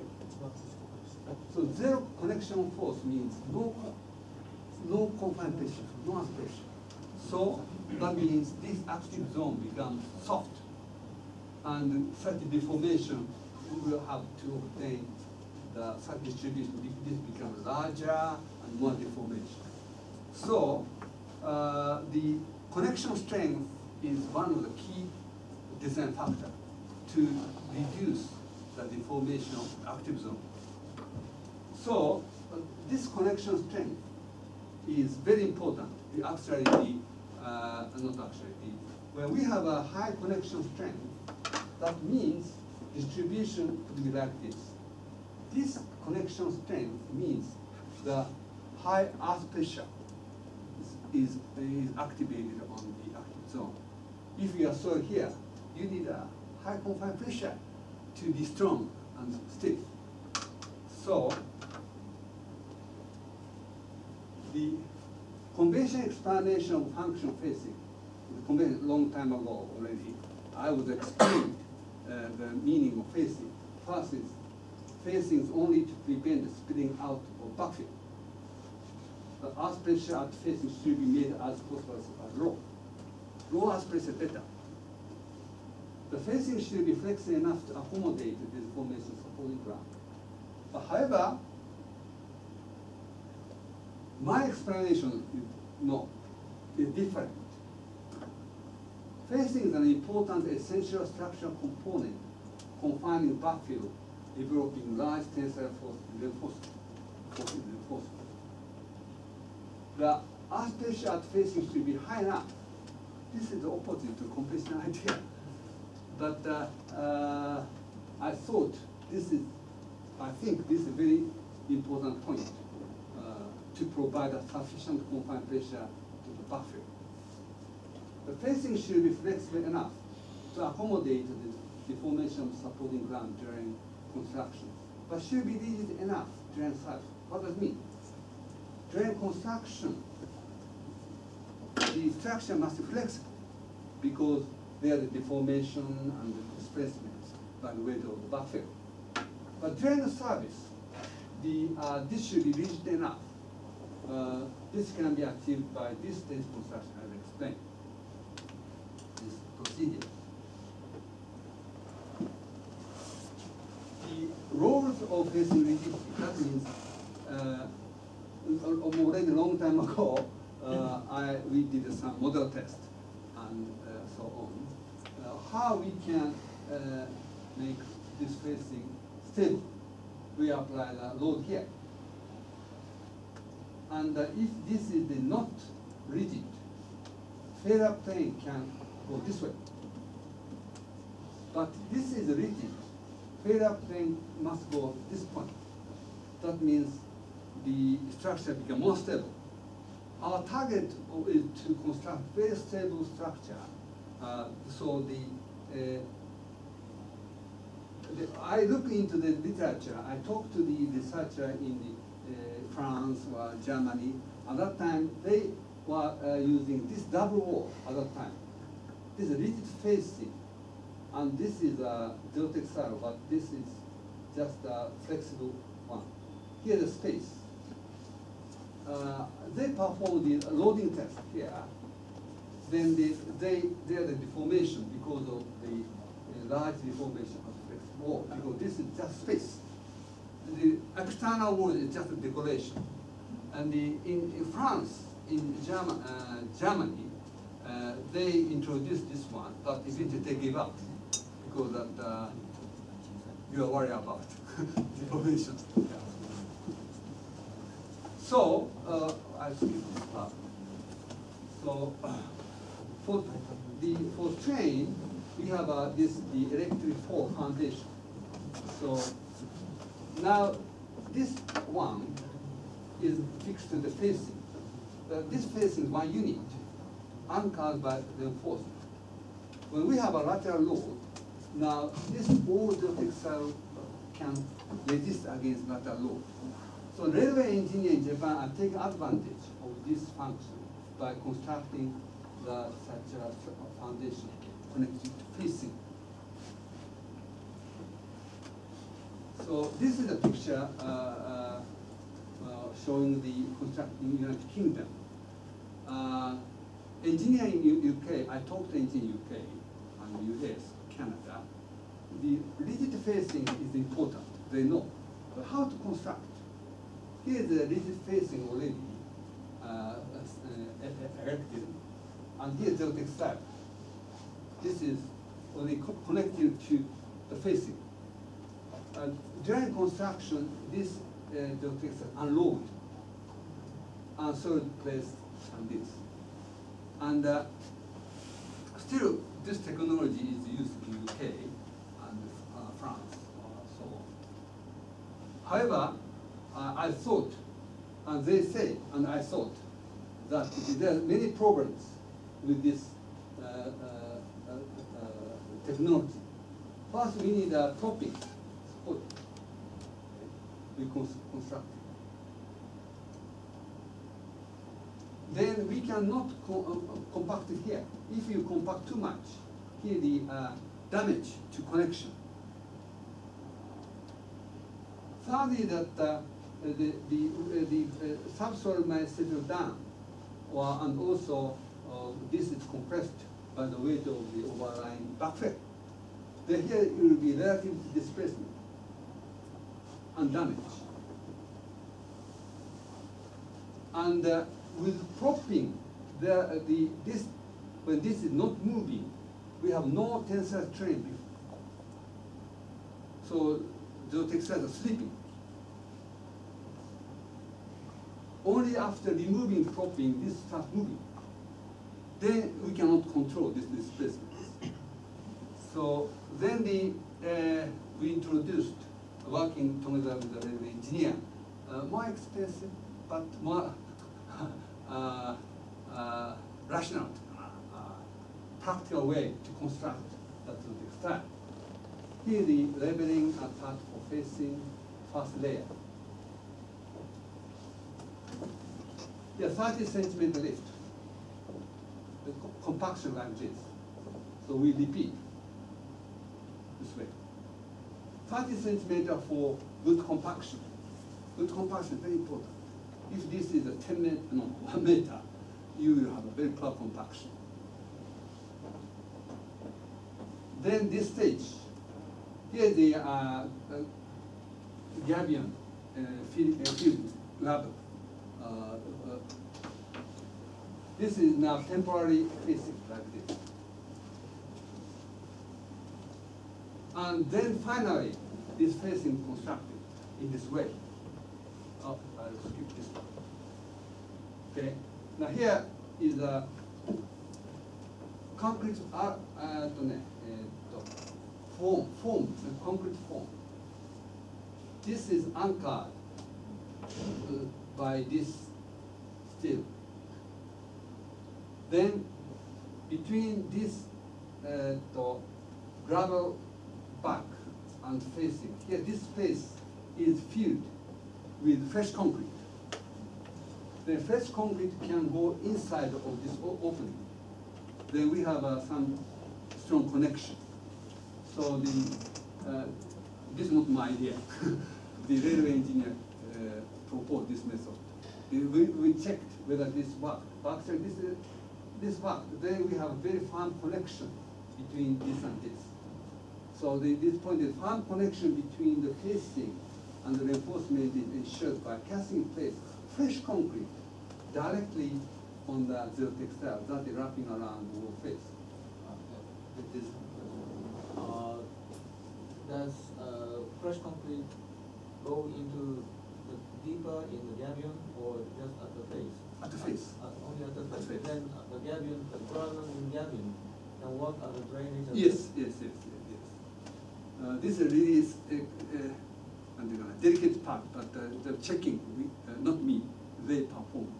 So after this completed, this was a drainage, and also the buffer to protect connection.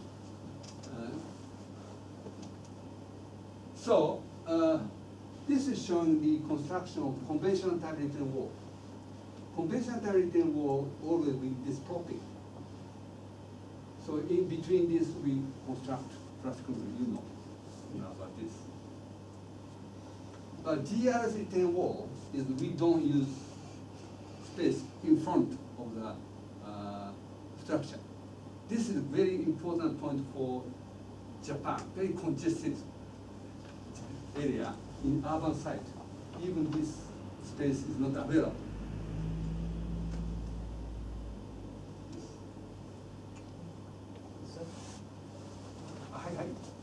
What I have seen in Pakistan, the construction of these retaining walls, reinforced stabilized GRS ones, they put facing and maybe 1 meter height or 0.5 meter height block. Yes. Blocks. Yes, compact, then put other facing and then Yes, compaction, then third. Yes. Just layer by layer. Yes. But what is disadvantage for that? This one. we have a lateral load on block, what will happen? Yes, block is separate. Yes. But this case, this lateral load is reduced for over facing and so on, very stable against such kind of load. Or for constructing your house, my house, maybe that is okay.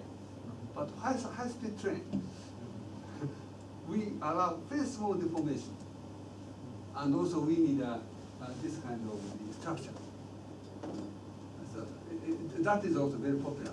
But the railway engineer never accept that block facing, in particular in Japan, earthquake. We don't like to see any accident of high-speed train, earthquake and so on.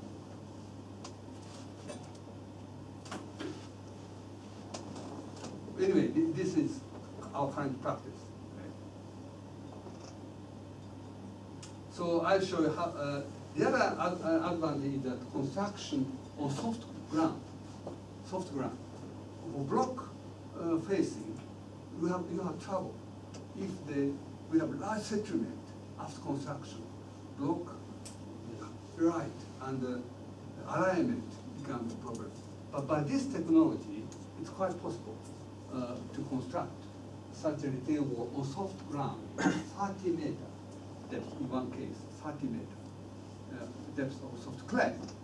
Then first this was constructed and payload. Face is not yet constructed. Okay? The 30 meter means by payload 1 meter settlement. So you see this, the alignment is not good, it becomes changed.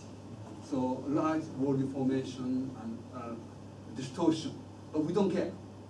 We don't care. Yes. Finally, after this payload is removed, facing constructed. This is the big advantage of constructing the retaining wall on soft ground. So if first we have a block, we have a settlement of the subsoil, what will happen? I saw many cases having cracks in blocks and distortion and so on. The point is that the facing is at the last part, after all deformation have taken over. This is some very important step, or feature of this technology. So I thought, this is acceptable for many different ground conditions. Okay. I showed the same one. In Japan, all over the world, here's a problem. Here's a soft clay deposit, soft clay. Okay, suppose we have a box culvert here, tile foundation, box, embankment, with a settlement, and the stress concentration and bump, we have the friction. Because first we construct such a stiff structure before embankment, then all problem starts. Same with the block facing. So I'm proposing the opposite way of the construction. First, some ground improvement. First we construct the wall. This is heavy but flexible, flexible but heavy. Some embankment, then block. Finally, this one. This I'm showing you. I was supposed to skip this part, but this is my answer to your question.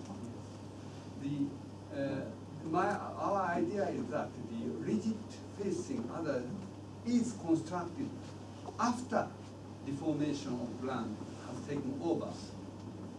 We change reverse of the construction. The several case histories are typically used in Japan that we like to construct this one.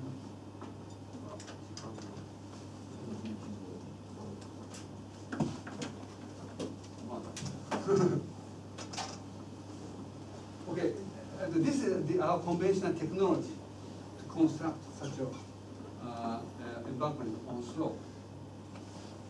Anchor, no, seed pile and anchor. Okay. And L-shaped cantilever retaining wall, no, pile and so on, and this.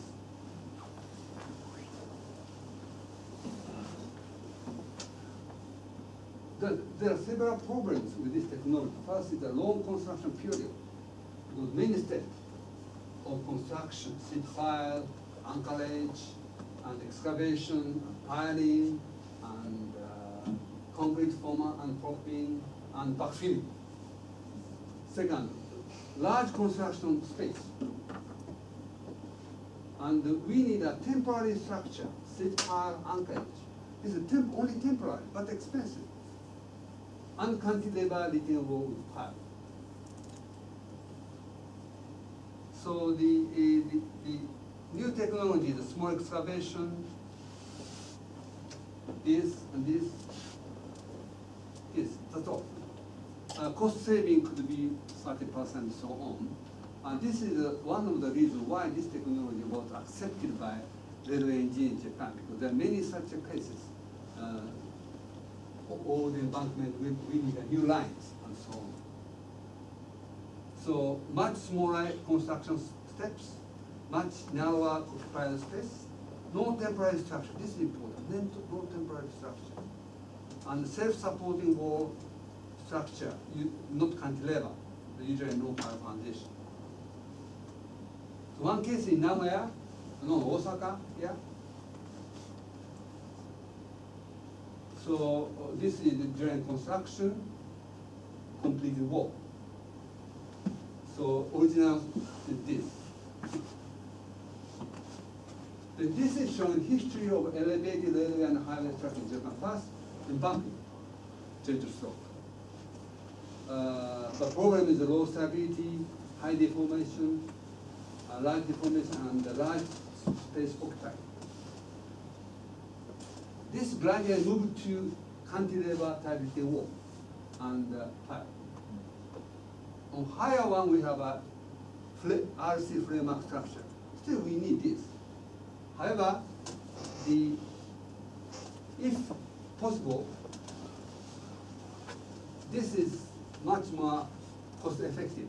Now for railway is now construction of this retaining wall will become zero. And nearly 100% by this technology. So far, 910 sites constructed. You may notice this is one line. Here's the one line. This one. This is the high-speed train, Kyushu, and Hokuriku, and Tohoku. The introduction of this technology is about 25 years ago. About 25 years ago, the conventional technology. But these 25 years ago, the retaining wall technology switched to this GRS retaining wall. So you see, nearly for new lines, this technology was used. So the construction started in 1990 about.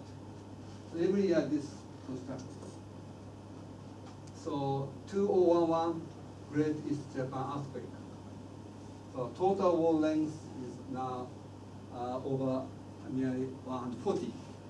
So I'm going to show you several history of this one. My daughter, okay, sorry, 1982. So we constructed the fastest embankment, July 1982. So this is the Geotechnical wall, long time ago. But during this research, I realized the importance of the facing. So there are no facing. So large deformation took place. So my ear. So 2011 two full-scale test embankments at the Railway Technical Research Institute. They constructed this test embankment. Now they have a facing. So this is by not university study. This is a study by Railway Technical Research Institute. Very serious. So I took this picture in 1996, first daughter and second daughter. And this cable line is now this cable high-speed train running on this GRS the wall close to my house. I used this train this morning as well to come. The Nagoya wall is here, constructed 1990 to 1991. This is before the construction, drain construction. This complete wall. So this is for yard for high-speed train. So this is cross section, 1991. Constructed. I took this picture 2006, 15 years after construction. My first daughter, his husband, my second daughter, husband. We visited the site.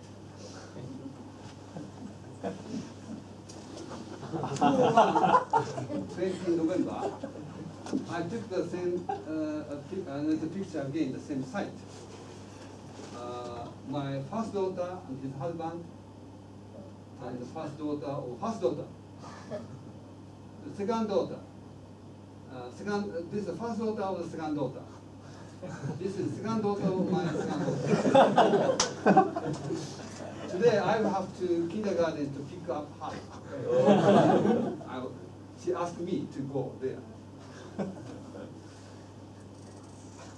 Summary of the first part. A great number of case histories have shown that GRS interior having a state-constructed full-height facing are much more cost-effective than conventional facing wall, much less construction cost, much higher construction speed, much lighter construction machine, therefore much less total emission of carbon dioxide and better performance starting time. In particular, no case of excessive residual wall deformation has been reported, despite the use of so-called extended reinforcement. This is the first part. Second part, I'll skip. I better go to earthquake, you like. Tsunami, flood. Excuse me. Yes. I have one question. Yes. Because you have presented that there's a lot of apprentices on that type of the reinforced concrete work with soil. And the question is, have you know any disadvantages of this type of work? Stronger. I'll show you from now. Disadvantage. There are many disadvantages. Perhaps not the big issue is the durability of the textile. Durability, long-term durability. Not problem, issue. There is some checking by acceleration test, the effects of the temperature, effects of creep, effects of the chemical reaction. We rely on the result of this acceleration test. So we are thinking that the durability is equivalent to reinforced concrete. Especially the cohesion between the soil and the reinforced concrete, like reinforced concrete beam, for example. But the different problem. The steel is a corrosion problem. Geotextile, no corrosion. But the deterioration by ultraviolet is the largest factor to deteriorate. But that is embedded in backfield, no ultraviolet light. Sir, have you seen or have you came to know the application of this type of wall for dams? Because from now. Since excuse me, is there Is there any limitation in height for this wall? Theoretically, no. Highest so far is 25 meter. Theoretically, no. Theoretically, practically, yes.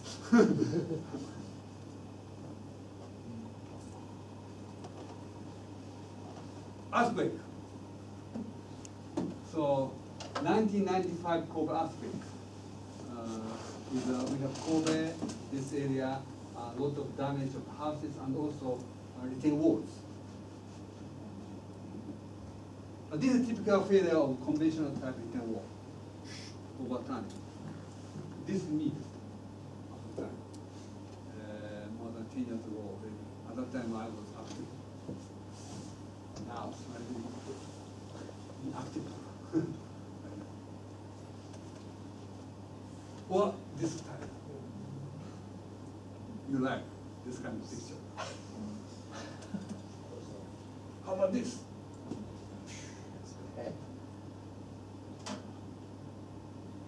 So there are a number of this type of failure, overturning failure. This is very dangerous. And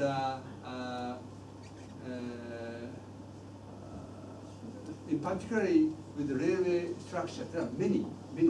So the railway engineer decided to switch the structure type and retaining wall type at that time, after that, because of very poor performance of cantilever retaining wall.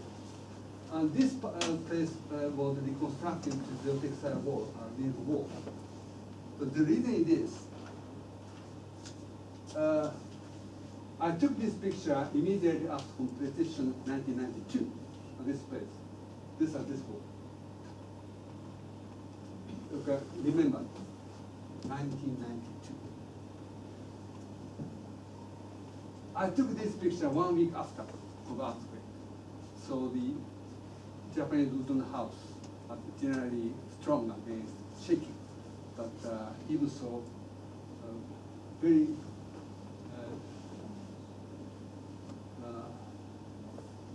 nearly all houses in front of the wall collapsed. But wall survived.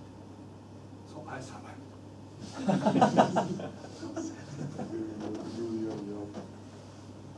Why are GRS much more stable than the wall? The variation by shaking table test is a research. So this one is this one is this. Shaking table test. So this shaking table test, excitation by using recorded earthquake motion. So this is showing the this type of wall. This is the seismic coefficient, that's the acceleration divided by g. And this is displacement top. You see this overturning failure and large displacement. This one is better. However, we found that we thought this is not satisfactory, because this should be stronger. The reason is that the design was not so good at that time. This is too short for this particular wall. For other places, we have a longer one, but because of restriction on construction, we did not use a long reinforcement at the top. I was consulted. I thought, maybe okay, there will be no earthquake at that area. This is my judge. Actually, we had. Even with this short reinforcement, this survived. So to improve the performance of this ice cream, we tried this one, longer one, and slightly longer one. This is most economical. This is the actual arrangement at that site. So we check performance of this board. And other type, L type, linear type. This is the answer. Gravity type is this, L shape is this, and this is a cantilever is C. R1, the short length, this. But increasing the length at top layer, this increase like this, or this. This is also stable. But current design standard is this, to avoid overtime failure. So unfortunately, at the site, this longer one was not included. Wrong judgment. I am responsible for that. Summary of the first part is that model test results explain the different behavior of different retaining walls during the 1995 earthquake. Failure of GRS retaining wall with the flood spacing was much more stable and ductile than conventional type retaining wall, because the tensile force in reinforcement of GRS retaining wall increased with motion. And on the other hand, with conventional type retaining wall without power foundation, sudden loss of bearing capacity resulted in the brittle failure. So I'll skip this part.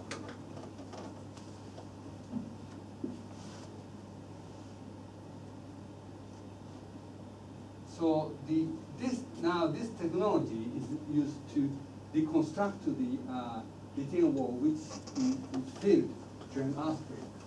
2040 Niigata Kensho earthquake.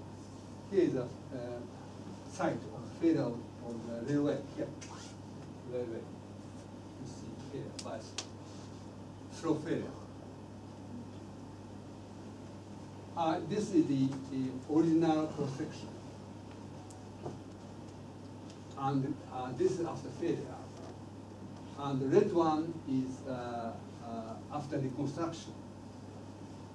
Now, this type of structure is expensive because the longer construction period we need because of more amount of backfill.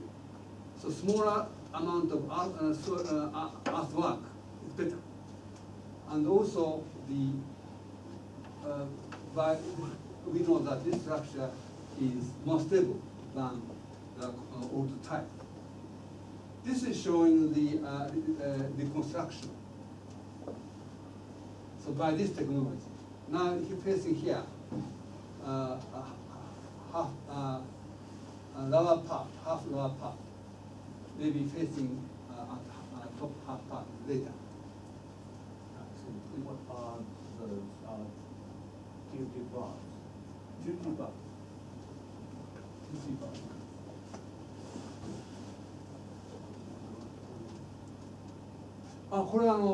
Facing the reinforcement.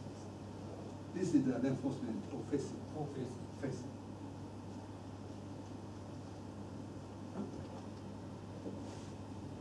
So this is a complete one. Now time like this.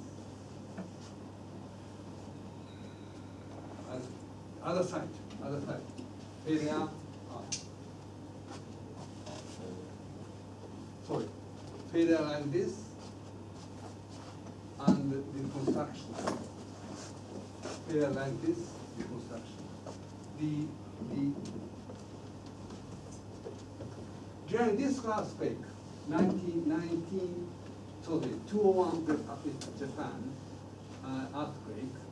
Before that, not many, but 95 walls had been constructed.